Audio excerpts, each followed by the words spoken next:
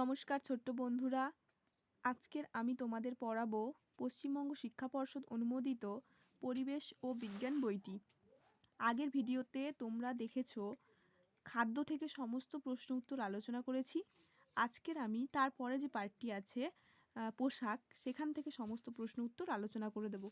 দেখো, প্রথম প্রশ্নটা আছে, ফুটবল খেলায় একমাত্র হাত দিয়ে বল ধরতে পারে কে?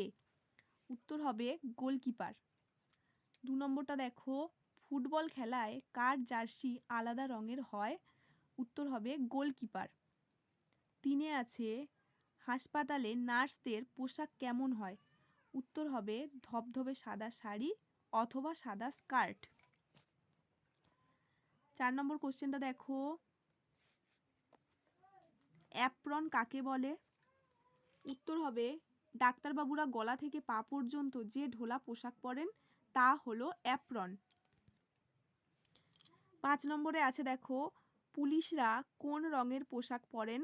উত্তর হবে খাকি রঙের। 6 নম্বরে আছে দেখো, কলকাতা পুলিশের পোশাকের রং কি? উত্তর হবে সাদা। 7 আছে, সিনথেটিক উল থেকে কি তৈরি করে? উত্তর হবে খনিজ তেল থেকে। 8 আছে, সিনথেটিক উল ছাড়া সিনথেটিকের আর কি কি জিনিস তৈরি হয়? উত্তর হবে বর্ষাকালের বর্ষাতি আর সিনথেটিক শাড়ি। 9 দাগে দেখো, গরমের সময় কি ধরনের জামা কাপড় পরা ভালো? উত্তর হবে সুতির কাপড়।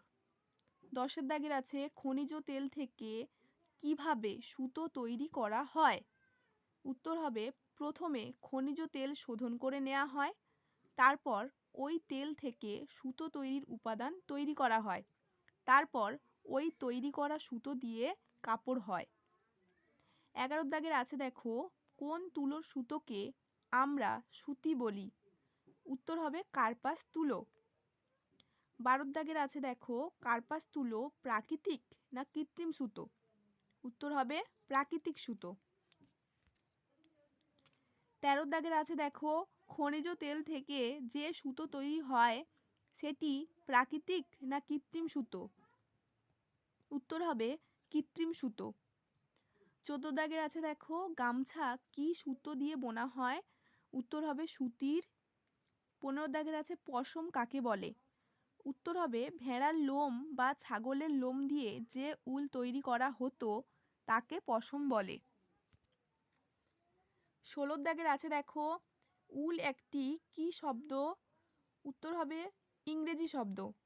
17 দাগের আছে, ক্যাশমিলন কি? উত্তর হবে সিনথেটিক উলকে ক্যাশমিলন বলে। 18 দাগের আছে দেখো, খদ্দর কি? উত্তর হবে খদ্দর আসলে সুতি, তুলোর মোটা সুতো। 19 দাগে দেখো, খনিজ তেল কোথা থেকে পাওয়া যায়? উত্তর হবে মাটির নিচ থেকে।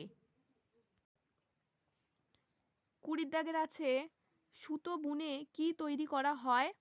উত্তর হবে কাপড়। 21 দাগের আছে, শীতকালে আমরা কি ধরনের জামা কাপড় ব্যবহার করি? উত্তর হবে পশমের কাপড়।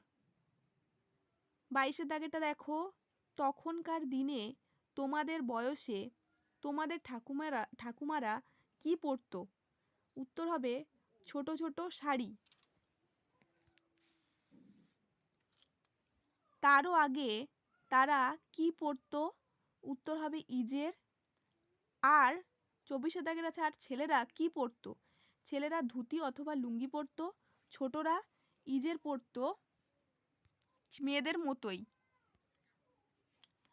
পরেরটা আছে দেখো, আদিম মানুষেরা কি জামা কাপড় পরতো?